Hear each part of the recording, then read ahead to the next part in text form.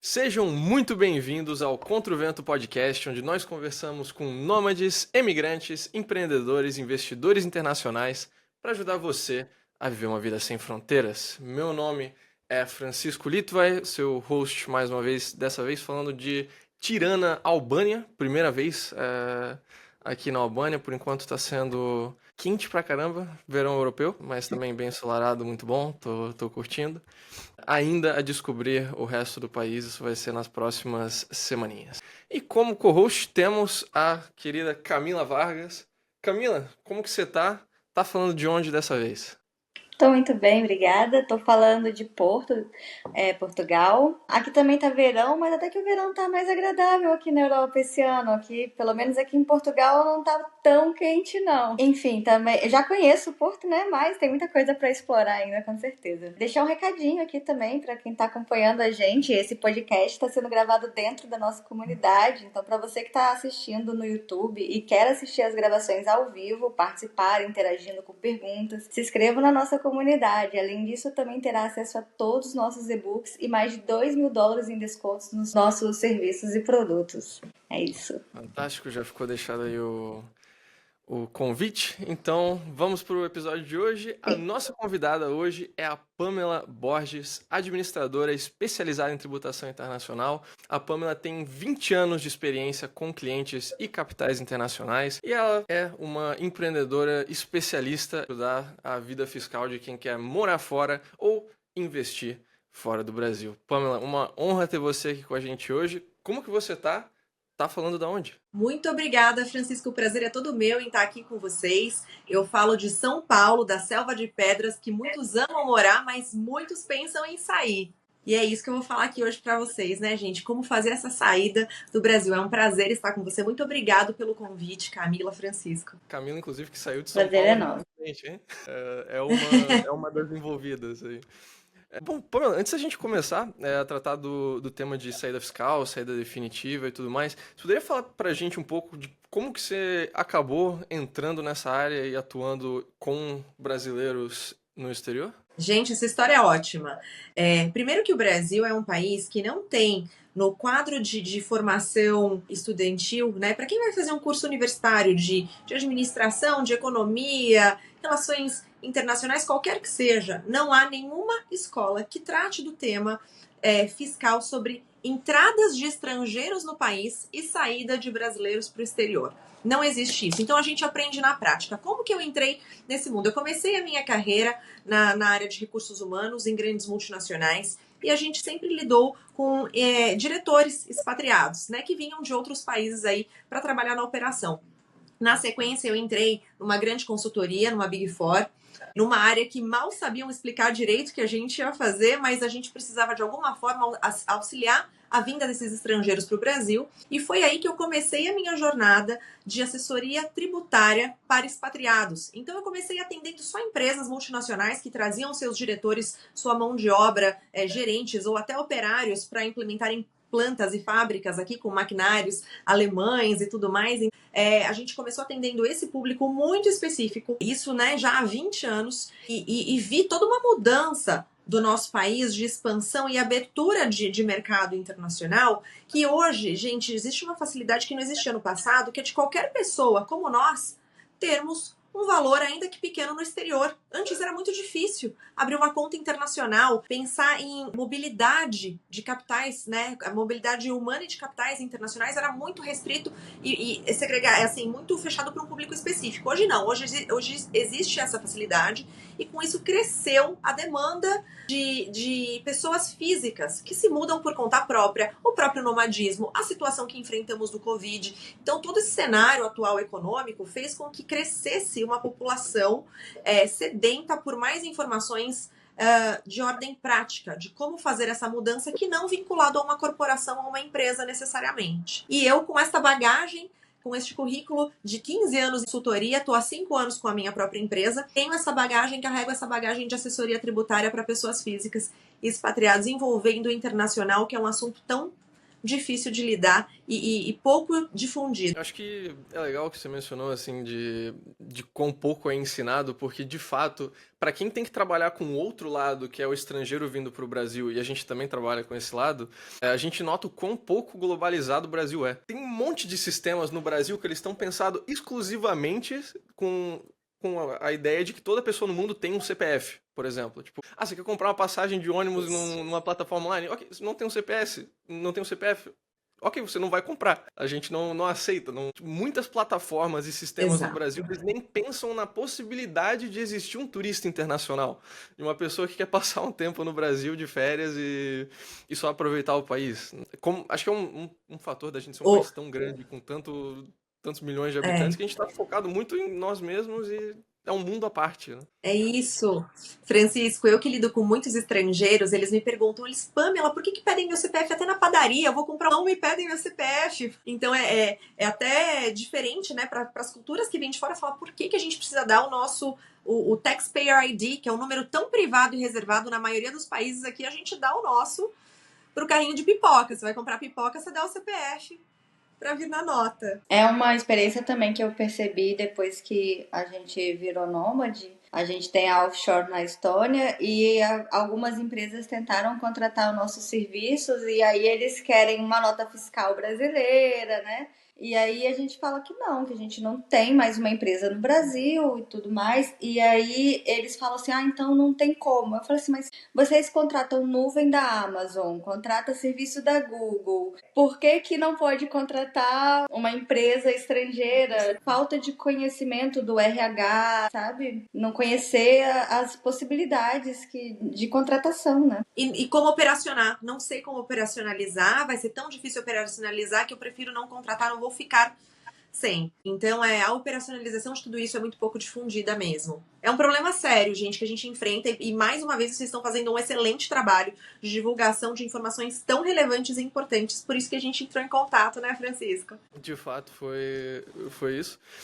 É um bom, assim, uma boa introdução ao tema, porque o Brasil é muito carente de informações nos dois lados. Do lado mesmo do brasileiro, sempre houve uma demanda de imigração e de investir no exterior e tudo mais, mas, assim, ter conta em dólar dentro do Brasil facilmente disponível para todo mundo, isso é algo que não tem nem 5 anos direito. Essas contas tipo Verdade. Nômade, contas globais das fintechs e tudo mais, isso é de 5 anos para cá. Até lá ninguém tinha, o pessoal tava no máximo com a conta na Wise. E olhe lá na maioria dos casos. Então. Isso tem gerado eu percebi um problema de cunho administrativo muito grande nesse público, porque mesmo as pessoas que querem ter uma segurança, um lastro no exterior, isso era reservado a quem queria ter muito dinheiro lá fora.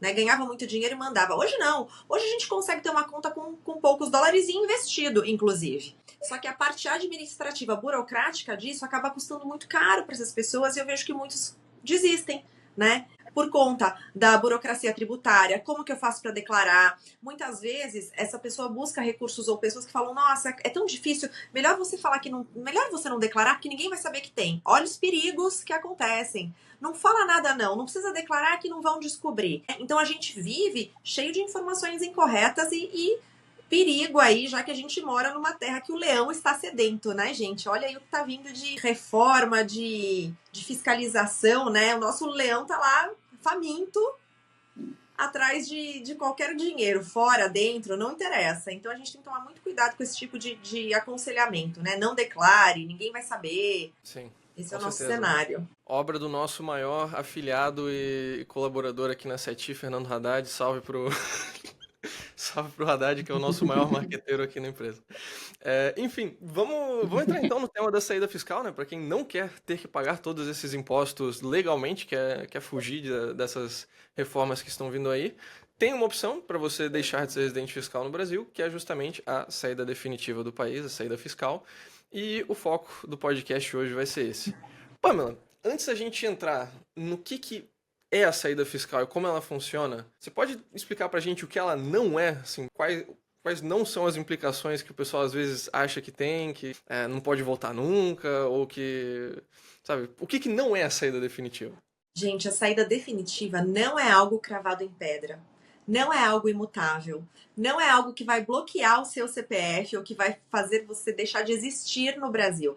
Você falou muito bem, Francisco. As pessoas elas têm um medo, um pavor de saída definitiva. Mas eu posso voltar para visitar minha mãe?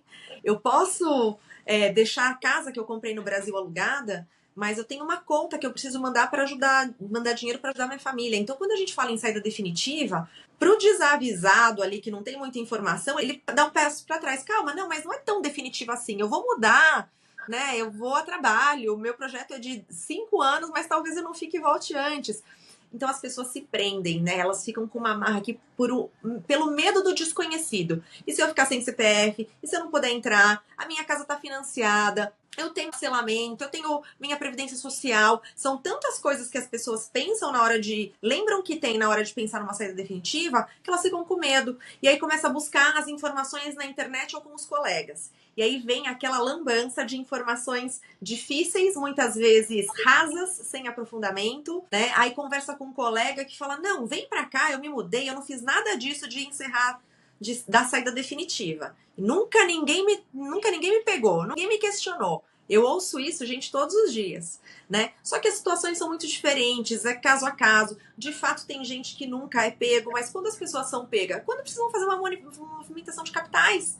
O banco recebe uma remessa e fala, peraí, de onde está vindo esse dinheiro? Cadê a origem? Né? E aí as coisas começam a complicar. Então as pessoas têm medo por falta de informação, por não buscar uma pessoa que conhece do assunto, que sabe explicar direitinho e que traga um conforto. Gente, o dinheiro, ele é o segundo coração do ser humano. Então a pessoa ou ela infarta de saúde ou ela infarta porque mexeram no bolso. Então a gente tem que cuidar com muito carinho desse assunto. E às vezes muitas pessoas desistem de buscar informação porque conversa com um profissional aqui, conversa com um amigo, o advogado, ou o amigo do colega do vizinho do pai, e ninguém consegue dar respostas claras para todos os temas que envolvem uma mudança de saída do país. E aí a gente tem questões com bancos, imóveis, salários. Gente, hoje com a facilidade da mudança, tem pessoas que se mudam para o país e mantêm o vínculo empregatício aqui com a empresa. Continuam trabalhando e recebendo na folha de pagamento como um CLT. Posso mudar de país sendo um funcionário CLT? Posso. Existem meios para isso, existem soluções.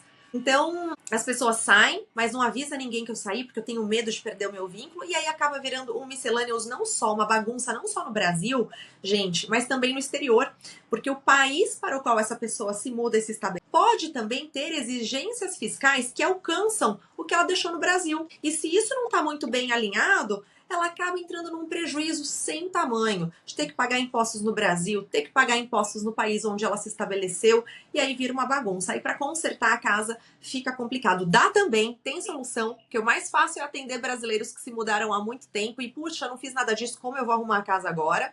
Dá para arrumar. Já tem um juízo maior que poderia ter sido administrado se a gente tivesse trabalhado num processo com um pouquinho mais de cautela. A saída definitiva do país é uma opção e não é assustador, gente. O que a gente precisa é ter informação clara e concisa. Esse problema da bitributação que você mencionou, né, de estar em outro país que depois vai querer tributar o que ficou no Brasil, isso é especialmente importante para o brasileiro que está indo para outros países que também estão sedentos de impostos e que também são na linha dura ali, como Estados Unidos ou Canadá ou Europa, né? Esse é o foco principal. Para quem está indo para o Paraguai, Uruguai, ok, no fim das contas eles também não se importam, mas especialmente pessoal focado em Europa e Estados Unidos, América do Norte, Austrália, enfim, países de primeiro mundo, aí é bem importante, tá, não ficar com dupla residência fiscal, especialmente quando é um país que não tem acordo de não bitributação com o Brasil, como os Estados Unidos, né, situação pior possível, se não tem nenhum acordo para você se salvaguardar depois. Uma dúvida que muita gente tem é se tem custo para tornar a ser, ou se é difícil voltar a ser residente fiscal no Brasil. E a outra coisa também é que muita gente confunde a residência fiscal com a cidadania. Então acha que... Perfeito. Tem muita gente que fala assim, não, eu vou mudar para a Itália, mas eu também sou cidadão italiano, então lá eu vou falar que eu sou italiano e no Brasil eu falo que eu sou brasileiro. E aí eu não preciso, eu administro os meus impostos assim. Cidadania é uma coisa, processo imigratório é outra coisa, questões fiscais é outra coisa, tá? Então, assim, são 3 coisas diferentes que não é porque você tem uma cidadania de outro país que você vai deixar de lado as suas questões de ordem tributária. Você colocou muito bem colocado, Camila. A gente tem que separar em caixinhas e elucidar muito bem isso, né? Porque, de fato, as pessoas confundem muito a questão da cidadania, tem um viés migratório com a questão fiscal. Elas caminham juntas, mas uma não anula a outra em hipótese alguma. Muito bem colocado. Então, fazer a saída de residência fiscal no Brasil não significa abrir mão da cidadania brasileira. Você continua sendo um cidadão Exatamente. brasileiro, tendo passaporte. E para voltar, tem alguma burocracia? Tem que pagar alguma coisa? Como é que é? Se eu quiser voltar a ser residente fiscal? Tem muita gente que pergunta isso. Fala, eu saí do Brasil, fiz a minha saída direitinho, aí minha vida deu muito certo aqui no exterior, tô nadando no dinheiro, quero me aposentar no Nordeste, já comprei minha casa na frente da praia e quero ficar lá. Como que eu faço para voltar e para trazer todo o meu dinheiro? Gente, antes da gente falar da volta, deixa eu contar o processo de saída, como funciona, e aí vai ficar muito mais claro a gente falar da volta. Quando a gente se muda, primeiro ponto importante, vamos falar de conceito de residência. Eu tô aqui em São Paulo, sou brasileira, que não tem nada a ver com a minha situação fiscal, poderia ser de qualquer outra nacionalidade, mas eu sou residente no Brasil. Tá? O fato de eu estar em São Paulo ou de eu ser francesa ou italiana não significa que eu seja residente. Eu posso estar aqui a turismo, eu posso estar aqui a passeio, a negócios. Mas a minha condição, moro aqui, vivi aqui, meu centro de interesses vitais estão aqui, eu sou contribuinte aqui, eu sou residente no Brasil. Da mesma ordem, um estrangeiro que vem para o Brasil com determinados tipos de vistos, eles passam a ser residentes no D1. Desembarcou do avião, ele virou residente. Outros não, outros têm outros critérios. Então, vamos falar de residente. Sabemos que somos residentes no Brasil, declaramos nossos impostos aqui, fazemos declarações todo ano, sou residente aqui. O que isso muda na minha vida? O impacto da residência no Brasil, gente, é a tributação de ordem global. O que significa isso? Significa que o que eu tenho ou recebo no Brasil ou no exterior, em qualquer lugar do mundo, gente. Aí as pessoas falam, não, e Europa? Portugal, Estados Unidos, gente, qualquer lugar do mundo. Se você receber dinheiro em Marte e você for residente no Brasil, você tem que declarar no Brasil, tá? E declarar é diferente de pagar impostos, tá? Então, aí que entra a questão dos acordos internacionais. Tem muita gente que fala assim, mas eu vim de um país que tem acordo internacional, então eu não devo nada pro Brasil. Não é assim. Declarar é uma obrigação. Pagar impostos é outra obrigação. Informar que tem é necessário. Não interessa se tem acordo, se não tem acordo. Você tem que informar que existe aquela renda, aquele patrimônio no exterior. Agora vamos falar de impostos. Quais impostos você tem que pagar? Sobre quais rendas? Vamos ver se existe acordo entre o país da tua origem e o Brasil. E se existe, como a gente vai aplicar esse acordo. Então, desse jeito que funciona.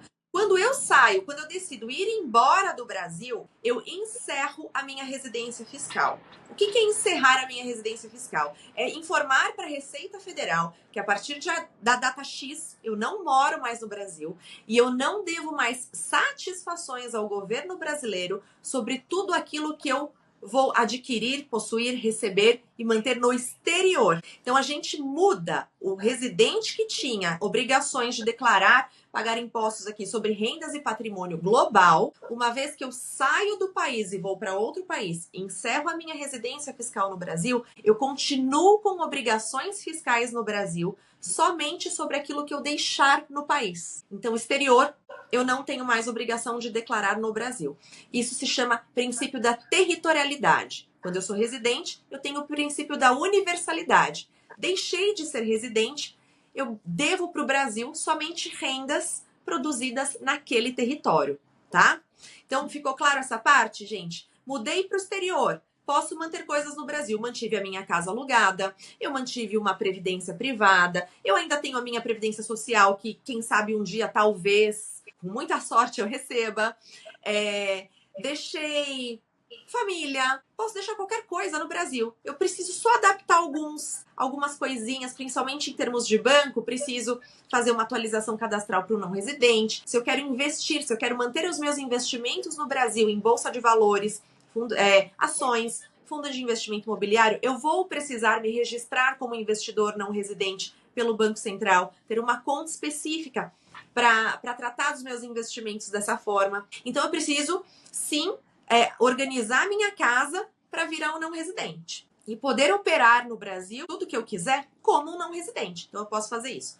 Lindo! Entreguei o meu processo de saída. Esse processo de saída, gente, ele é composto por 2 etapas. A primeira é a comunicação de saída definitiva, que eu aviso a Receita Federal que estou deixando o Brasil e passo a ser não residente a partir da data 15 de julho de 2024. Fui de mala e cuia, eu tenho a intenção de me estabelecer no exterior, estou mudando em caráter definitivo. E aí eu encerro a minha residência fiscal. Encerrei minha residência fiscal, eu entreguei essa comunicação, cujo prazo é sempre, gente, da data que você sai até o último dia útil de fevereiro do ano seguinte. Então, para quem está se mudando agora, em 2024, é importante saber que o prazo para entregar a comunicação de saída é até o último dia útil de fevereiro de 2025, tá? A comunicação ela é simples, com alguns dados básicos, mas principalmente a data em que você deixa de ser residente. Chegou o ano que vem, 2025, temporada de imposto de renda. Você vai entregar uma declaração de imposto normal? Não. Vai entregar uma declaração de saída definitiva do país. E essa declaração é uma fotografia do seu patrimônio e das suas rendas recebidas no período que você ficou como residente durante 2024. Ou seja, até 15 de julho de 2024. Nessa data, a gente sempre atualiza, né, gente? Na hora de fazer a declaração de imposto de renda, a gente atualiza o nosso patrimônio a cada 31 de dezembro de cada ano. Saldo de conta corrente, né? O que você tem de patrimônio, o que você tem de dívidas. Quando você sai do Brasil, essa data de corte não é 31 de dezembro. É a data de saída definitiva, tá? Então, é essa a declaração de saída definitiva do país. Entregou as duas etapas, seu processo de encerramento fiscal está completo. E aí, a partir dali, você pode ter no Brasil tudo que você quiser, atendendo os pré-requisitos para não residente, se cadastrando como não residente, tudo direitinho, e você não entrega mais declaração de imposto de renda. E esse é um outro medo e mito que você perguntou lá no começo, Francisco, sobre quem sai do país. Nossa, eu entrego declaração a vida inteira, eu não vou precisar entregar declaração, tem alguma coisa errada. Essa mulher tá meio louca, essa informação não deve proceder.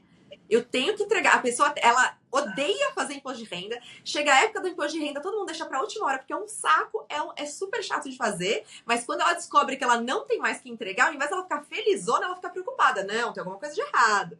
Não, peraí, não é bem assim. Gente, encerrou a residência fiscal, você não pode mais entregar declaração de imposto de renda. A declaração de imposto de renda, ela é uma obrigação do residente.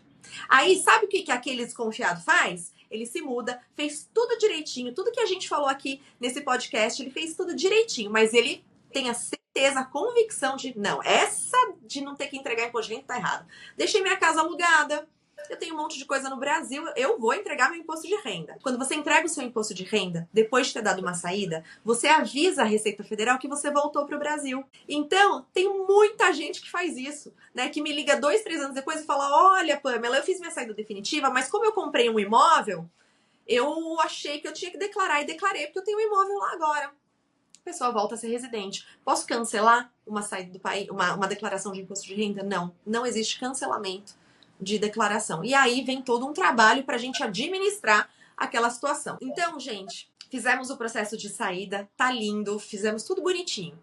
Nos estabelecemos no exterior, nossa vida deu super certo, ganhamos dinheiro em dólar, em euro, em libra. Olha que delícia, gente, que maravilha. Agora eu vou voltar pro Brasil com essa bufunfa. Aí já começam os medos da saída do país de destino. Se eu voltar pro Brasil com esse dinheiro, vão querer levar metade do meu patrimônio. Meu Deus, a pessoa já sai do país voltando para o Brasil pensando em como sonegar o que ela tem no exterior, sem saber das consequências. Gente, eu quero que todos vocês que estiverem aqui nos assistindo, saindo do país, eu quero que vocês ganhem muito dinheiro, mas muito dinheiro. E, inclusive, enquanto vocês estiverem no exterior, se vocês quiserem mandar dinheiro para o Brasil, acreditando no país, investindo aqui, qualquer setor, seja no imobiliário, construindo coisas, que seja na bolsa de valores, o que quer que seja. Você pode trazer o seu dinheiro para o Brasil sem pagar nada de imposto.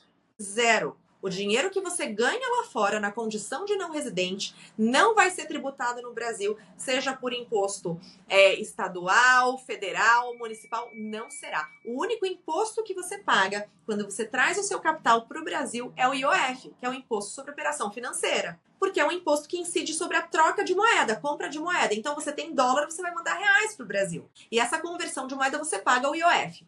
Então, você vai pagar o IOF e você vai pagar a taxa bancária. Agora, imposto, você não paga. Então, decidiu mandar dinheiro para o Brasil? Pode mandar. Vai investir como não residente? Se registra como investidor não residente. Abre a conta num banco para um não residente. Tudo direitinho. E aí, você quer voltar para o Brasil. Preparou suas malas, estou voltando, vou morar no Brasil novamente. Vai retomar a sua residência. Chegou no Brasil, não existe, assim como no processo de saída, entregar uma comunicação de saída definitiva, não existe uma comunicação de chegada. Então você chega no Brasil e aí a Receita Federal você vai começar a existir como residente no Brasil, vai mudar de novo conta bancária, todos os teus cadastros, você vai dar endereço no Brasil, tudo bonitinho. E aí você só vai formalizar o teu retorno quando você entregar a sua primeira declaração de imposto de renda, né? Então voltou a ser residente, atingiu os critérios de obrigatoriedade de entrega de declaração, e um deles é ser residente no Brasil. Então, o ano que você passa a ser residente... Gente, é importante falar isso porque tem o que volta pobre, né? A gente tá falando que volta rico, cheio de dinheiro, mas tem o que volta porque não conseguiu fazer a vida lá fora e voltou sem dinheiro nenhum. Então a pessoa volta sem patrimônio, sem dinheiro, sem esperança e fala, meu Deus, e agora? E como fica a minha parte fiscal? Essa pessoa também tem que entregar a declaração de imposto de renda somente pelo fato de ter virado residente novamente no Brasil. Esse é um dos critérios que te obriga a entregar a declaração, tá? Então, virou residente, vai entregar a declaração no ano seguinte. Seja só para informar que virou residente ou seja para informar todo o patrimônio. E aí, gente, nessa primeira declaração, de novo, a pessoa vai informar tudo que ela tem no Brasil e no exterior. Ela não vai pagar impostos. Gente, declarar não é pagar imposto. A gente tem que parar de confundir essas duas coisas também. Igual confundir cidadania com residência. Declarar não é pagar impostos, tá? Então a pessoa vai declarar tudo que possui. Eu tenho uma casa em Miami, tenho carro, tenho contas, eu tenho offshore. Ela vai declarar do jeitinho que ela tem que declarar. Só que, o que muda quando você tem um patrimônio no exterior e você volta a ser residente no Brasil? Assim como um residente qualquer no Brasil que nunca saiu, mas tem patrimônio no exterior. As rendas produzidas no exterior serão tributadas no Brasil, tá? Então, elas têm que ser lançadas à tributação e aí, de novo, a gente vai avaliar de onde está vindo essa sua renda. Ah, está vindo de um país que tem acordo? Você continua pagando imposto sobre essa renda naquele país onde ela está? Não, não pago imposto. Lá agora que eu virei não residente naquele país, eu sou isento. Bom, então você vai ter tributação no Brasil. Então é basicamente isso, gente. O patrimônio constituído ele pode ser trazido para o Brasil na integralidade, que não há tributação. Porém, as rendas que você passar a receber a partir do momento que voltar a ser residente, estas sim vão ter tributação. E aí, gente, que muita gente me pergunta o seguinte: ah, tá bom, então se o meu patrimônio que eu tenho lá fora, que eu construí lá fora, eu volto para o Brasil, eu reseto a minha vida fiscal, estou começando do zero. Então a saída do país é uma ótima opção. Eu tenho grana lá fora, nunca declarei, soneguei, fiz. Ou eu não sabia que tinha que declarar, porque eu achava que o que estava lá fora ficava lá fora, ou eu sabia o que tinha que declarar, mas não fiz, não quis fazer. Então eu vou dar a saída do país, e aí eu volto e declaro tudo que eu tenho lá fora como se eu tivesse ganhado do zero. Gente, pensando com essa facilidade, parece lindo, né? Parece lindo, parece prático, parece eficiente. O que as pessoas esquecem é que o capital que elas têm lá fora, elas também têm que prestar conta, às vezes, no país que ela esteja residindo. Não é porque ela escondeu do Brasil que ela vai conseguir esconder de qualquer parte do mundo. Então, essa questão de esconder patrimônio é extremamente delicada. Mas se a gente pensar só em Brasil, qual que é o grande erro das pessoas? Informação pela metade. Qual que é a informação pela metade que as pessoas têm? Receita Federal, as nossas pendências, declarações com Receita Federal prescrevem 5 anos. Então eu vou mudar, eu vou ficar 5 anos fora do Brasil, de repente eu vou voltar para o Brasil milionário. Lindo! Perfeito. Perante Receita Federal, você pode até se dar bem na esperteza. Só que as pessoas esquecem que não existe só obrigação com Receita Federal. Também existe obrigações com o Banco Central. Então, existe obrigações com o Banco Central para quem tem mais de $1 milhão no exterior. E, gente, crime contra a ordem financeira, dependendo do crime contra a ordem financeira, prescreve em 20 anos. Não são 5 anos. Então, as pessoas, o que elas fazem? Elas pegam um pedacinho de uma informação, acham que só existe aquilo e, de repente, todo mundo é malandro esperto e quer se dar bem. E aí, quando vai ver, essa pessoa está encrencada por conta de outras obrigações que ela até desconhecia. Então, gente, assim, para fazer gambiarra, você tem que ser formado em direito, administração, contabilidade no Brasil, contabilidade internacional e ainda ter uma casinha em Marte para poder escapar para lá na pior das hipóteses. Porque tá ficando cada vez mais complicado. Dei uma pincelada geral aí sobre a saída e o retorno? Fantástico. Sim, com certeza. Complementando aqui a última coisa que você falou, se tem órgão que trabalha bem no estado, seja brasileiro ou de qualquer país, é Receita Federal. Então, assim, é complicado tentar dar um alé nessa galera. Camila, o esforço. Sabe o que eu gostaria de verdade? Que nós, todos nós, como contribuintes, pudéssemos nos unir para fazer o mesmo esforço em termos de fiscalização, uma fiscalização reversa, que a máquina do Estado faz para nos fiscalizar. A nossa preocupação não devia ser jamais planejamento tributário de forma agressiva. Como eu vou fazer para escapar? A nossa preocupação devia ser como eu vou fazer para cobrar quem me deve. Porque é o que a Receita está fazendo. Qual é a melhor máquina de investigação que eu posso ter para cobrar quem me deve, que somos nós contribuintes? E nós? O que nós estamos fazendo? A gente está pensando em fugir o tempo inteiro? Até quando, gente? Em 2015 e 2016, o Brasil assinou um acordo com a OCDE de trocas de informações internacionais com mais de 130 países. E é por isso que a gente está vivendo essa transformação, e Francisco colocou muito bem, que tem vários outros países ávidos e sedentos pelo dinheiro do contribuinte, né, por arrecadação. Por quê? Porque desde 2015, daqui a pouco a gente vai completar 10 anos, foi firmado um acordo entre os países para evitar planejamento tributário agressivo, né? Os países se atentaram, se ligaram. Gente, é o seguinte, a galera tá fugindo. Tá todo mundo fazendo planejamento extremamente agressivo para deixar de pagar imposto. Como nós vamos fazer? Vamos fazer um pacto aqui agora entre países, as receitas estão funcionando super bem, fiscalização está funcionando tudo bem, cada um no seu país, mas agora vamos nos unir para começarmos a trocar informações entre os países e pegar os espertinhos que jogam dinheiro para cá, joga para cá, mora ali, mora aqui.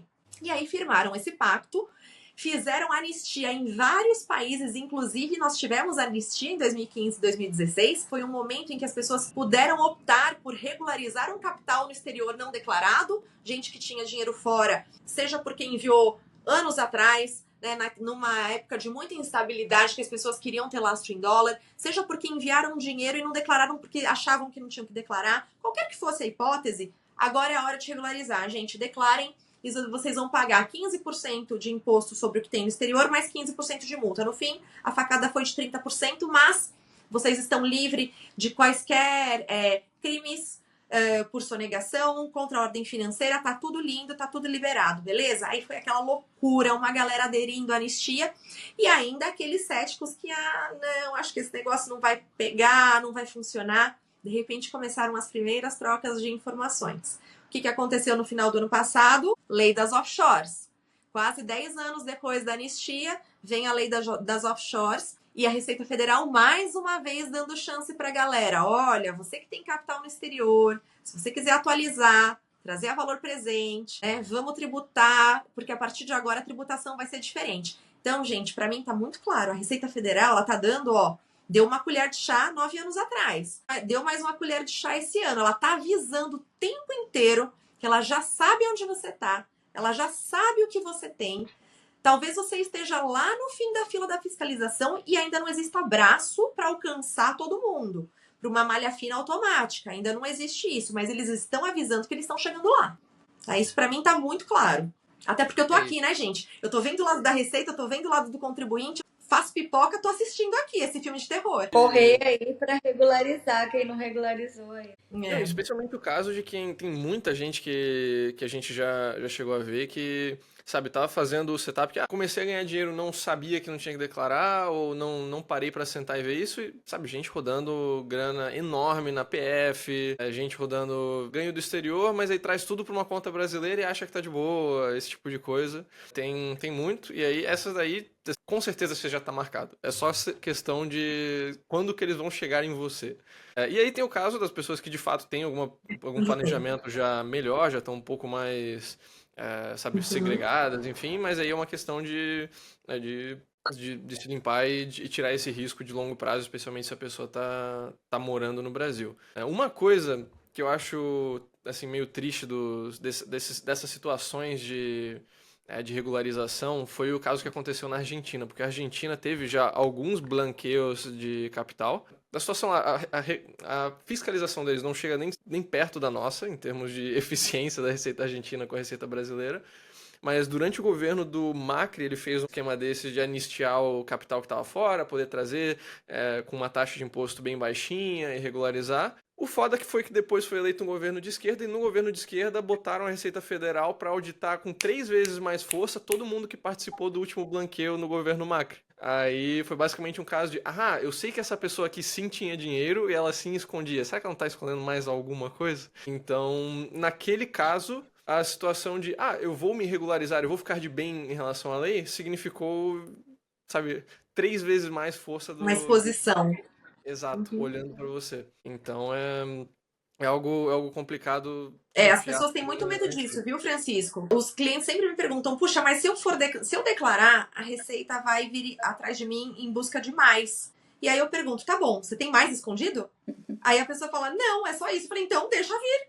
Agora, gente, é um tiro no pé você regularizar pela metade. Né? Eu quero correr meio risco, não dá pra você correr meio risco. Ou você corre o risco, ou você regulariza. Muitos clientes meus falam assim, mas e se a Receita... se eu fizer isso, e se eu declarar isso, a Receita Federal vai vir atrás de mim? Qual é o problema? Gente, as pessoas têm um medo da Receita Federal vir atrás de mim. Eu não sei o que passa na cabeça das pessoas, se elas vão ser presas. Não sei o que acontece, mas as pessoas têm medo de cair numa malha fina. Gente, tudo. Se você tá declarando tudo direitinho, você tá com a casa... A malha fina é só uma apresentação dos documentos formais, oficiais, isso acontece. Tá aqui, você quer ver meus documentos? Tá aqui, tá tudo certo. É uma paz você poder dormir, botar a tua cabeça no travesseiro e falar, o que quiserem me pedir, podem me pedir. Agora, claro, quem tem capital não declarado, patrimônio não declarado, sempre vai dormir com medinho, gente, sempre. Porque a Receita Federal... Gente, é igual quando alguém pega o companheiro no pulo do gato. Se eu já cheguei desconfiando, é que eu já tenho a informação, entendeu? Então não tenta me enganar, não tenta contar o conto da carrochinha que não vai colar. Então a Receita Federal, ela vem, olha, normalmente ela manda notificação assim, já manda uma multa. Sinais de riquezas exteriores. E aí já vem um cálculo preparado pela Receita Federal, porque a Receita Federal, ela vê a tua movimentação de vida, teu custo de vida, quanto você gasta, cartão de crédito, tudo. Então ela faz um cruzamento e fala, essa pessoa tá transitando uma média de 50 mil reais por mês, mas ela não ganha, não tem declarado uma renda mínima de 15 mil reais por mês. Qual é esse milagre da multiplicação? Então a informação não vem só através do imposto de renda, vem através do CPF que você dá em todo lugar, de movimentação com cartão de crédito. Hoje tudo é cartão de crédito. Quem que anda com bolinho de dinheiro no bolso? O Pix, né?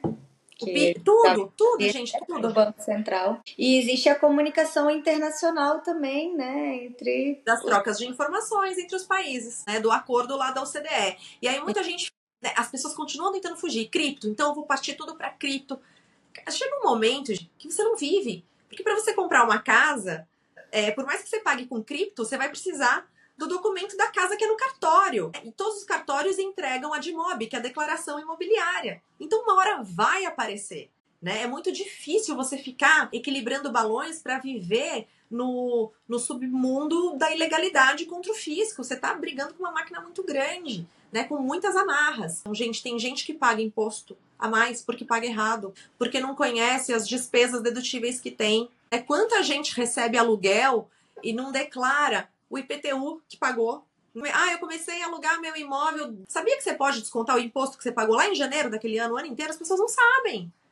Então elas pagam mais impostos do que devem por desconhecimento e ficam tentando inventar a solução para sonegar.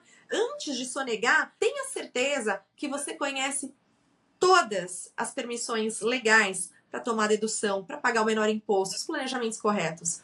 Então, falta esse engajamento de informação, de buscar informação. No Brasil, a gente infelizmente não tem planejamento financeiro básico, né? Que é de fazer uma reserva de emergência. O brasileiro não aprende a fazer isso.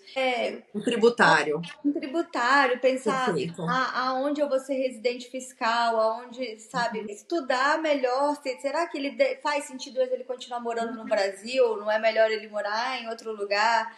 A gente acaba muito acomodado também, né? Eu ia falar que justamente nesse ponto de fazer um planejamento, assim, como você bem falou, a saída definitiva ela não é permanente, né? Ela não é definitiva de fato, você pode depois mudar de ideia e voltar para o Brasil. Então a pessoa poderia muito bem fazer um planejamento de vida que, eu tô empreendendo agora, não sei, tô começando a ganhar grana com o digital, vou ter um trabalho remoto dos Estados Unidos que vai me pagar bem, enfim. Cara, dá muito bem para você se mudar para um paraíso fiscal por uns 5 anos, enquanto você multiplica o seu patrimônio sem imposto, sabe? Pegar uma residência no Uruguai, no Panamá, num Paraguai da vida, e aí deixar os juros compostos fazerem o seu trabalho. E aí depois de 5 anos você volta volta pro Brasil e volta a morar no país, mas a gente vê muita gente que tem uma relutância muito, muito forte em considerar se mudar do Brasil, porque, bom, talvez é a única realidade que conhece, claro, também tem fatores de família, enfim, tem muitos fatores, mas, sabe, é pouca gente que eu vejo fazendo um planejamento racional de, pô, eu poderia aproveitar isso por uns anos, multiplicar o meu capital sem ter imposto,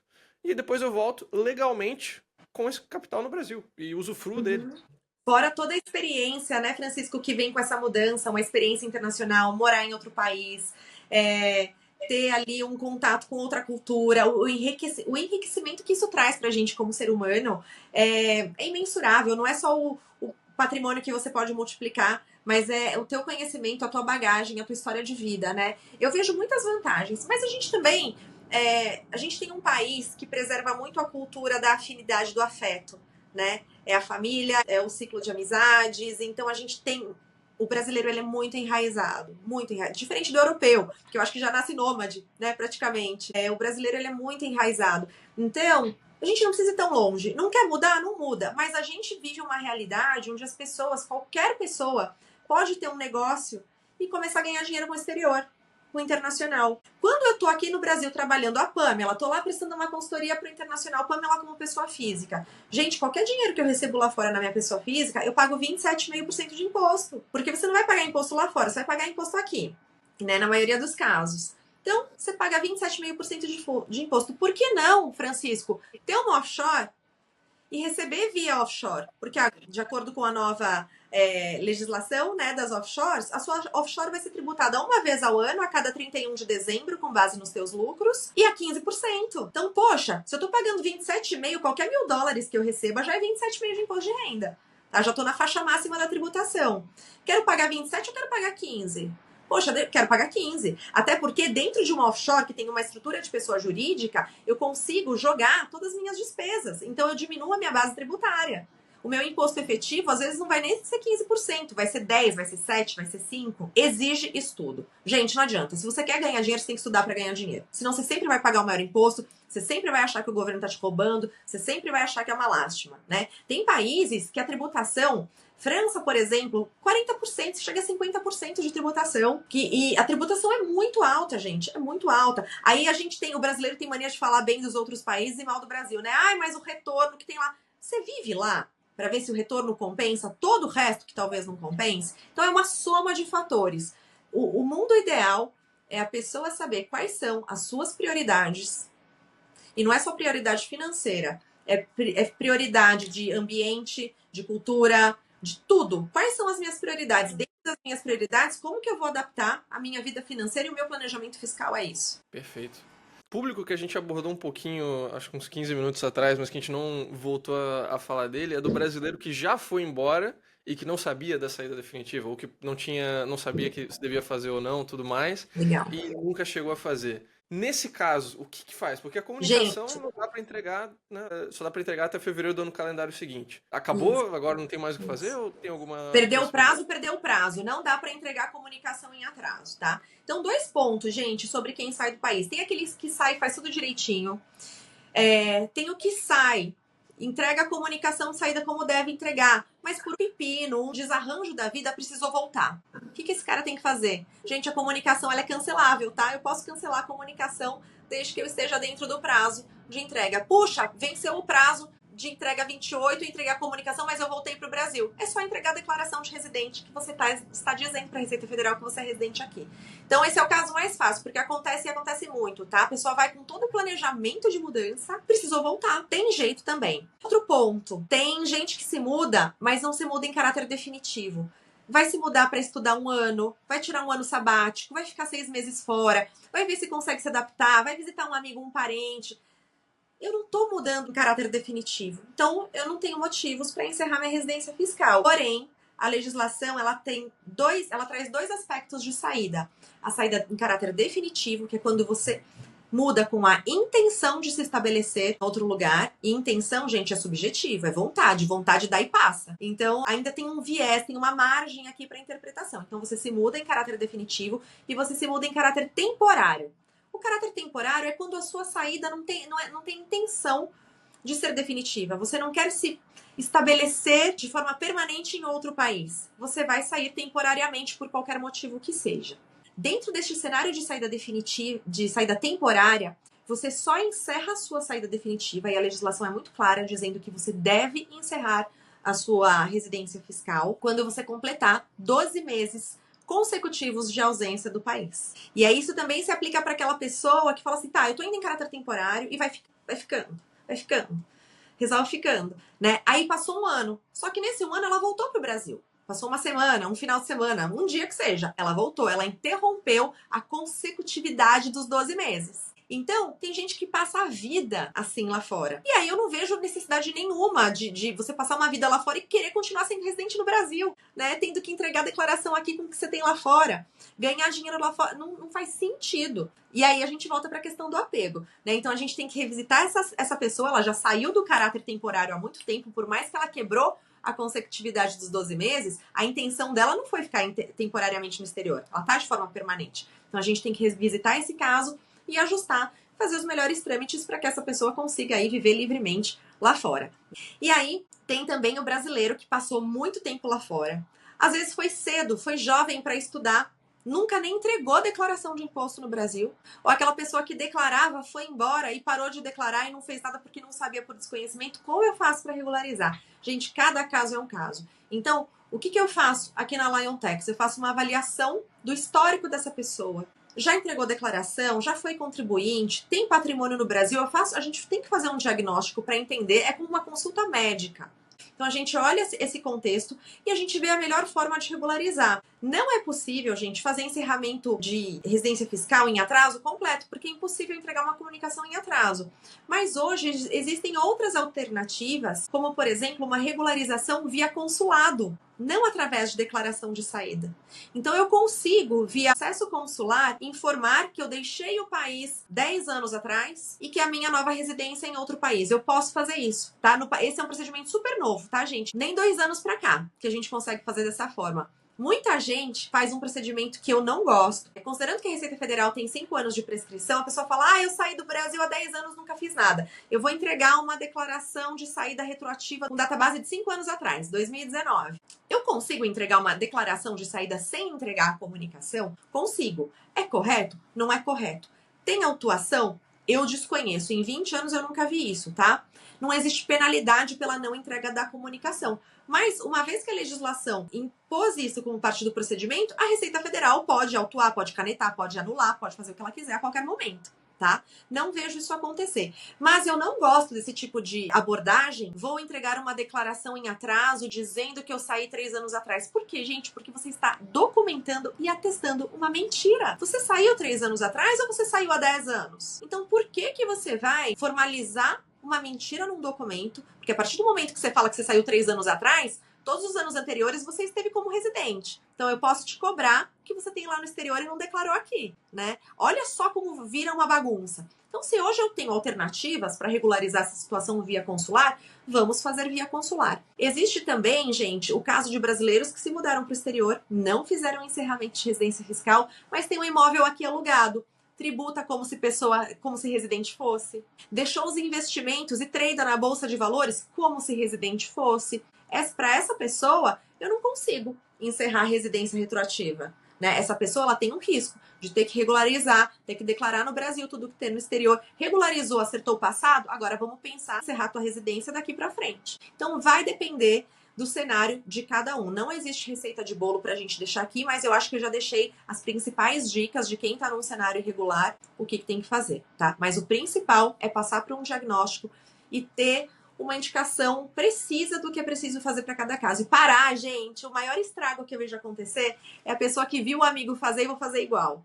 Porque a situação de vida do amigo é diferente, o planejamento é diferente, a situação familiar é diferente. Né? Então a gente tem que parar de reproduzir, eu fiz porque meu amigo fez igual. É aí que dá bagunça. E assim, aí eu vou ser sincera, tá, gente? Vou ser bem sincera. Eu não me importo muito com esse tipo de bagunça, porque para arrumar a casa sai mais caro. Aí quem ganha sou eu. Mas eu gostaria que todos nós, obviamente, ganhássemos com isso. Com certeza. É que esse pessoal que vai embora e muitas vezes não declara a saída, pelo menos na nossa experiência com o pessoal que chega pra gente, muitas vezes é justamente por manter ativos, manter contas, manter aplicações no Brasil e ter medo de perder. E por isso eles ficam nessa situação, sabe, as margens do sistema, que está morando no outro país, mas ainda manteve residência no Brasil e não quer entregar a saída definitiva. Muitas das perguntas que o nosso público mandou para o podcast de hoje, que a gente já vai chegar nelas daqui a pouco, eram justamente em relação a isso. Posso manter isso aqui? Posso manter aquilo ali? Posso manter isso? Essas são as principais perguntas que vieram para o podcast de hoje. Legal, então vamos explicar isso. Quem sai do país e faz o processo de saída direitinho, pode manter o que no Brasil? Pode manter absolutamente tudo. Pode manter o imóvel, pode manter automóvel, pode manter contas bancárias, pode manter investimentos. Da forma como sempre existiram? Não. Precisamos fazer ajustes. Então, assim, gente, o principal ajuste é com relação a contas bancárias. E normalmente é o que mais dá dor de cabeça, tá? Existe aí uma regrinha, e é do Banco Central, não tem nada a ver com Receita Federal, que são regras específicas para investimentos de residentes e não residentes. Tá? Então, para você poder investir na Bolsa de Valores como não residente, você tem que obrigatoriamente ter um registro no Banco Central como investidor não residente. Tá? A gente chama aqui, o comum é o 4373, que é a regra para não residente. Então eu quero abrir uma conta de 4373, que é a conta do investidor não residente. Tá? Isso para você operar sem maiores dores de cabeça no mercado financeiro. Por outro lado, existem alguns investimentos e algumas aplicações que você pode manter sem precisar ter o registro de investidor não residente. Quais são eles? Basicamente, investimento de renda fixa, tá, gente? Então, é poupança, você pode ter uma previdência privada, você pode ter investimentos de renda fixa. Mas se você quiser operar com fundos de investimento imobiliário, ações, bolsa, você não pode operar como residente, tá? E por que isso, gente? Pelo seguinte, eu vou explicar aqui uma questão bem técnica. Lembra que eu falei pra vocês que o residente no Brasil tem que declarar tudo que tem no mundo todo, e quando ele vira não residente, ele só declara o que tem no Brasil? Mas ele não declara, porque ele para de entregar a declaração. Então, tecnicamente, o método de tributação dessa pessoa não residente passa a ser retenção fonte. A fonte pagadora tem que reter os impostos na alíquota correta para o não residente. Então, quando você opera na Bolsa de Valores e você trade ali suas ações, você é responsável por calcular os seus impostos e pagar o ganho de capital no mês a mês, correto? Quando você vira não residente, essa retenção passa a ser na fonte. Então, a fonte pagadora tem que reter isso para você. Se você está como não residente e você opera como residente, você faz uma bagunça nesse sistema. Qual a informação que chega para a Receita Federal? A sua declaração de saída definitiva e as suas operações como residente. Aí isso dá paula no sistema, a Receita Federal olha e fala, o cara voltou para o Brasil. É claro que tem gente não residente operando como residente sem ter problema? Tem. Aquela pessoa que fica ali abaixo do limite de tributação. Só que, gente, as informações mesmo assim estão incorretas. Pode não dar um problema num primeiro momento, futuramente vai dar o problema, porque se o banco identifica que você é um não residente, a corretora identifica que você é um não residente operando como residente, eles podem a qualquer momento interromper suas operações. Te declinar eventualmente como cliente. Não podemos mais operar juntos. Você precisa regularizar sua situação. Outro ponto são os critérios de obrigatoriedade da Receita Federal, né? Então, olha, você está dispensado de entregar a declaração se você tem menos do que um X de renda, menos do que 800 mil reais em patrimônio. Então, às vezes, a pessoa tem pouco patrimônio, opera pouco, isso passa na peneira da Receita Federal e a pessoa tem a falsa impressão que ela pode fazer daquela forma sem ter problemas. Mas tá errado? Não pode. E outro ponto, é caro ter uma conta de não residente. É caro ser investidor não residente. Mas, dependendo, se você quer muito deixar o seu dinheiro investido no Brasil, você avalia o quão caro é. Por outro lado, existe incentivo fiscal para o não residente, que muito pouca gente conhece, para o não residente mandar dinheiro no Brasil e justamente tradear na Bolsa de Valores. Você paga 0 de imposto sobre ganho de capital com compra e venda de ações, com diversos tipos de investimentos e fundos. Então a pessoa fala, poxa, tá bom, eu tenho um volume grande de dinheiro no mercado, opero, pago uma baixa de imposto. Vamos analisar essa conta de investidor não residente? Que tem custo, que é caro, porque tem as taxas do Banco Central para isso.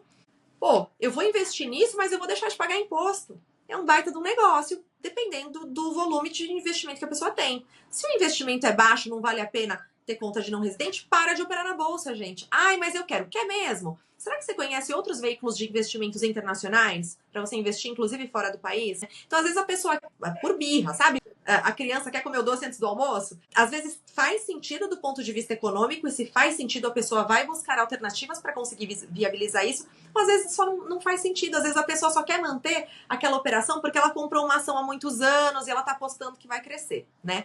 Aí o que acontece com esse povo? Que também tem. Tá? A pessoa vai no banco e fala, olha, eu vou virar não residente, mas eu não quero ter uma conta de investidor não residente. O que a corretora ali vai fazer? Olha, então nós vamos congelar teus investimentos. A gente vai deixar do jeito que tá, a gente não vai mexer, a gente não vai mudar nada aqui para não residente, mas você não pode mais comprar e você não pode mais vender.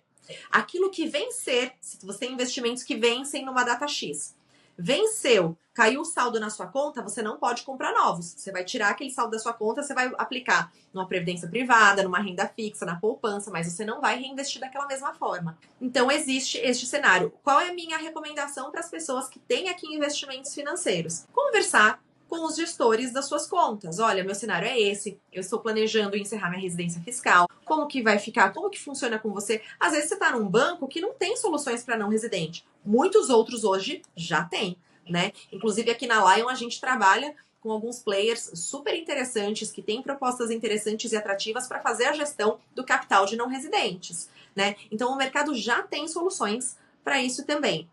Costumava ser uma super dor de cabeça quando ninguém conseguia, a pessoa queria abrir a 4373 e nenhum banco fazia, né? E isso mudou muito com a evolução tecnológica dos bancos, com as fintechs, né? Então agora os bancos já estão ali, poxa, temos que correr atrás do prejuízo e olhar para esse povo. Então tem solução para isso sim. A maior dor de cabeça na saída do país costumava ser o banco, hoje não é mais. Continua às vezes sendo uma solução cara, mas solução tem para quem quer investir na Bolsa de Valores no Brasil. Para quem não quer, para quem quer deixar o dinheiro do aluguel, para pagar contas aqui, para ajudar a família, gente, é o que mais tem de solução. Tem fintechs abrindo conta de não residente de forma gratuita, inclusive. Então você pode ter esse dinheiro, pode movimentar naturalmente. Agora, deixei aluguel, preciso informar minha imobiliária. Gente, o que a pessoa tem que ter na cabeça é, a partir do momento que ela vira não residente, ela precisa comunicar todas as fontes pagadoras sobre a condição dela de não residente. O que é fonte pagadora? Tudo aquilo que te paga dinheiro, né? Então, você tem um imóvel, ele está sendo administrado por uma imobiliária, essa imobiliária é fonte pagadora, ela precisa ser avisada da sua não residência. Você tem uma previdência privada, por mais que você não tenha resgatado, aquele administrador da sua previdência privada é uma fonte pagadora, ele precisa ser avisado da sua não residência. Por quê? A hora que você for resgatar esse dinheiro, a tributação vai no código de não residente com a alíquota de não residente, tá? Interessante até falar disso, Francisco, porque tem tributações diferentes para residente e para não residente. Na B3 a gente já viu que tem vantagens. Tributação zero. Aluguel é interessante. Quem recebe aluguel hoje tributa como renda. A tributação da renda é tabela progressiva de 0 a 27,5%. Então, dependendo do valor, às vezes você recebe R$2.000 de aluguel. Na tabela progressiva, esse valor é isento. Mas se soma com o teu salário, a sua tributação aumenta, né? Então, o que vai acontecer? Quando você vira um não residente, se você ganha R$2.000 de aluguel e você pagava... Se você não tem nenhuma outra renda, tudo que você tem na vida é R$2.000 de aluguel. Você paga zero de imposto. Se você vira não residente, você paga 15%, alíquota única, tá? Não tem tabela progressiva. Por outro lado, se você ganha R$10.000 de aluguel, que como residente você paga 27,5%, como não residente você paga 15%. Então, pode ser vantagens. Claro que né, a gente precisa olhar, quando a pessoa vai se mudar, todos os tipos de renda que ela tem e falar, olha, vai ter vantagem para o seu aluguel, vai ter desvantagem aqui. Dentro desse cenário, a gente pode pensar numa holding para compor os teus imóveis e deixar teus imóveis dentro dessa holding, né? Então a gente vai ajustando, a gente precisa ter a fotografia do patrimônio, a consciência daquele patrimônio, para informar para a pessoa onde vai doer, né? Onde vai movimentar a tributação dela, para a gente conseguir fazer um planejamento. Mas no geral, gente, eu vejo muito mais vantagens em fazer o encerramento fiscal e toda a adaptação que vem com ela do que administrar uma residência só porque eu tenho investimentos financeiros. Isso pode te complicar, inclusive, no país de destino, onde você vai estabelecer nova residência, onde eventualmente vão requerer informações sobre Brasil, rendas e tributação. Você pode sofrer uma dupla tributação se você for para um país que não tem acordo Então, tudo isso impacta. A gente tem que olhar todo esse cenário. É um diagnóstico, gente. É um check-up médico, é um check-up fiscal.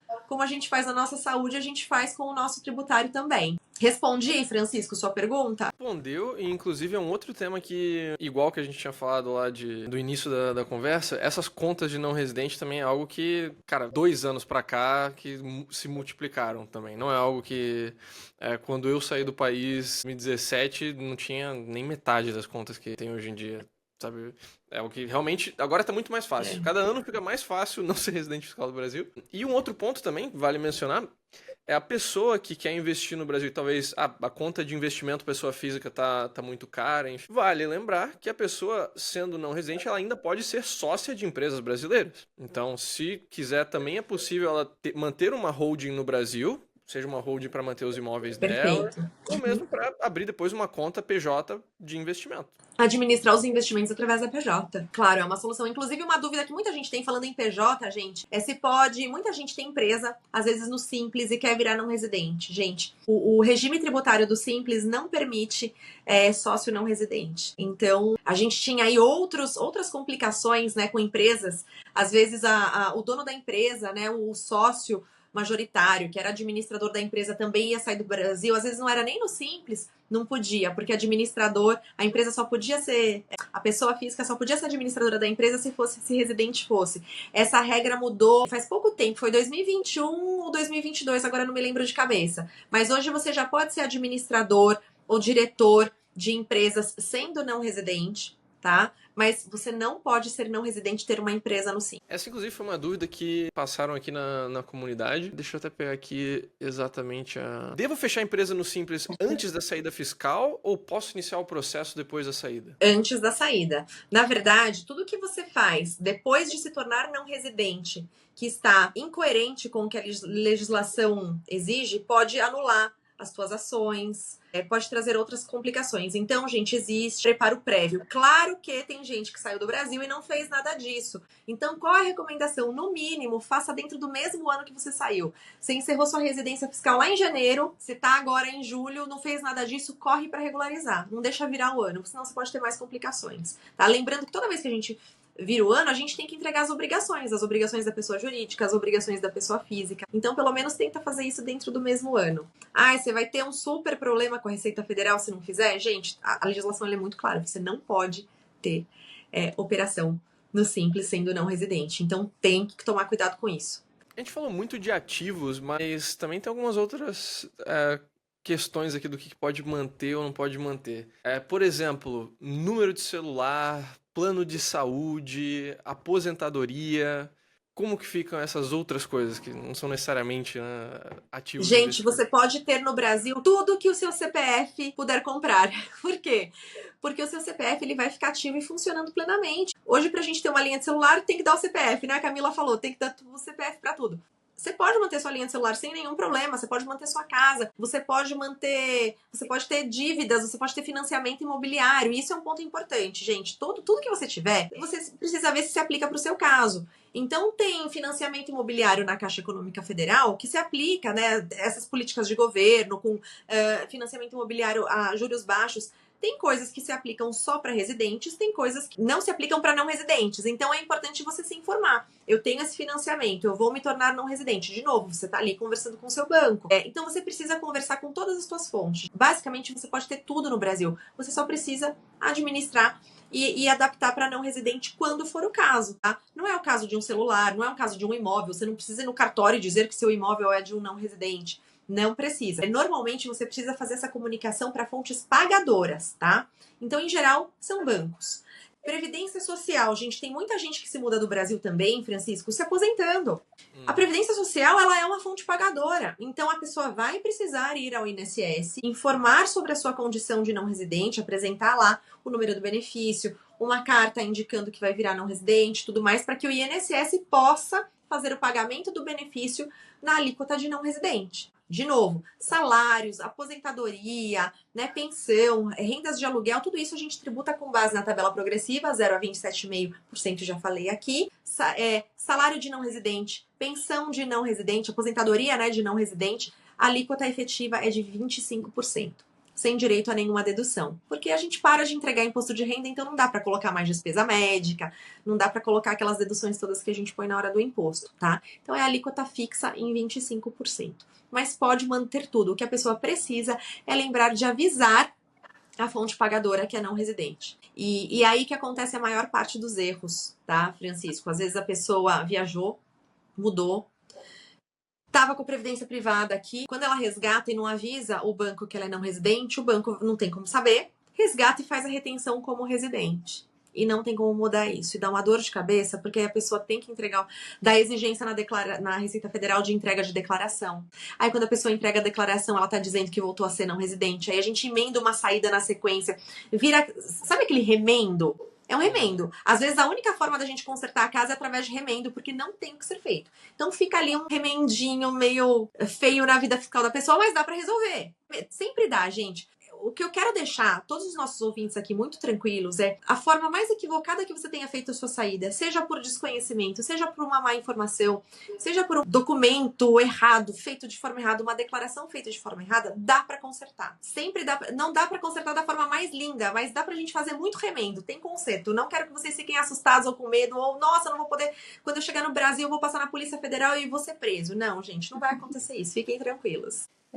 Indo num caminho inverso agora, que a gente conversou bastante sobre ter imóveis, ter posses, ter renda, pagamento. E tem uma dúvida aqui que mandaram, que é indo no caminho inverso.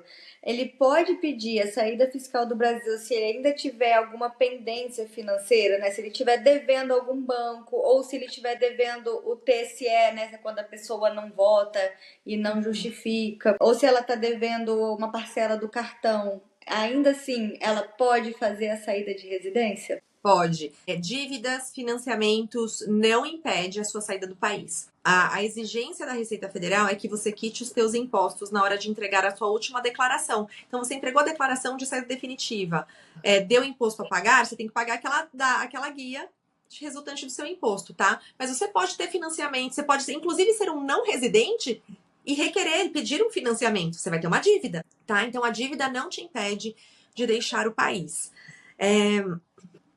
Título eleitoral. Título eleitoral, gente, também, você não pode ter débito fiscal. Na verdade, pode. Tem gente que tem não residente que tem parcelamento, inclusive fiscal. Ah, justo. Tá? O que você tem que fazer você pode ter parcelamento fiscal. O que você tem que finalizar o processo de entrega de declaração. E pagar aquela DARF, aquele guia lá. Título eleitoral, gente, também não tem a ver com a sua situação fiscal. Então, se você tem problema, não votou, não justificou a tua ausência, você pode resolver isso via consulado também, tá? Então não é um problema, mas não vai impactar em nada na sua vida fiscal. Mas você tem que regularizar seu título e você pode fazer isso via consular. E aí, aproveitando também, Francisco, a gente até mencionou bem, a gente fez um en passant aqui falando de acordos internacionais. Tem 3 países super importantes que eu vejo muitos brasileiros se mudando, seja estudo ou trabalho, que a gente não tem acordo, tá? Mas nós temos um tratamento de reciprocidade. O Brasil, ele tem acordo com 35 ou 36 países, tá? Mas tem 3 importantíssimos que a gente não tem acordo. Estados Unidos, Alemanha e Reino Unido. A gente não tem acordo com esses 3 países, mas a gente tem o tratamento de reciprocidade que permite compensação tributária. Qual é a diferença entre acordo e um tratamento de reciprocidade? O acordo que o Brasil tem com mais de 30 países, ele foi feito com base no modelo publicado pela OCDE, que é a Organização do Comércio e Desenvolvimento Econômico. Este modelo, ele tem artigos específicos que ditam regras de quem se torna residente, quando, como, onde, em que momento. Quem tem o direito de tributar, qual tipo de renda, qual alíquota, onde, como, em que momento. E qual país tem o direito de tomar o crédito. Então, ele é muito detalhado. Ele fala sobre renda imobiliária, e isso é super interessante. Então, por exemplo, um português que mora no Brasil e que deixou a casa dele em Portugal alugada, ele só tem que declarar que tem o aluguel, porque a renda do aluguel não é tributada no Brasil. O acordo fala que rendimentos produzidos por bens imóveis só são tributados onde o imóvel está situado. Então, o brasileiro que vai a Portugal, o acordo é o mesmo. O aluguel que ele tem aqui só tributa aqui, não vai ser tributado em Portugal. O que não significa que ele não precisa informar ao tax advisor dele lá que existe esse aluguel. Porque às vezes ele tem que declarar também, como no Brasil, e esse aluguel vai compor a renda dele para determinar qual vai ser a alíquota de tributação que vai incidir sobre as rendas tributáveis em Portugal. Mas o aluguel não vai ser tributado. Então, gente, o importante, as dicas que eu dei aqui hoje, planejar a saída fiscal, entender o que se aplica a você. E o outro ponto é conversar com um especialista tributário no país de destino. E sempre avisar sobre tudo que você vai ter no outro país, que você deixou no outro país e o que você pretende ter no país de destino, para que o seu consultor fiscal consiga te orientar da melhor forma. Às vezes a pessoa no automático, de novo, fala: Brasil tem acordo com Portugal, então nem vou falar o que eu tenho no Brasil, não preciso declarar, não preciso tributar, e não é bem assim. O acordo existe para possibilitar as formas de compensação tributária. Não te dispensa de declaração em hipótese alguma se você estiver obrigado naquele país a declarar, tá bom? Então, são esses 3 países que eu queria alertar, que a gente às vezes fica um pouquinho assustado. Puxa, Estados Unidos não tem acordo, que eu vou fazer? Mas tem o tratamento de reciprocidade que permite que a gente faça que evite aí um cenário de dupla tributação de uma mesma renda, tá? Inclusive, um dos maiores erros que eu vejo relacionados aos acordos de não tributação é quando o pessoal acha que por existir um acordo de não tributação, ela não precisa da saída do Brasil.